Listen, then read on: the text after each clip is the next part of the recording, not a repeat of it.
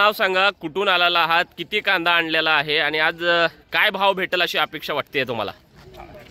आज आम्हाला जसं भाव तर 3000च्या पुढे असलं तर शेतकऱ्याला परवडते, म्हणजे 4 पैसे हातात भेटते. आता निर्यात बंदीमुळं पूर्ण भाव घसरलेला, हातात कवडीमुळं काय भेटणार नाही आहे. आणि इथलं मी कुंभार यशवंत माधव कटर म्हणून कुंभारचं शेतकरी. काय वाटते, काय अपेक्षा आहेत?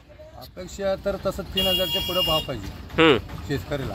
निर्यात बंदीमुळं पूर्ण मार्केट घसरलेलं आणि या मोटर संपाचा काही फटका बसलेला आहे?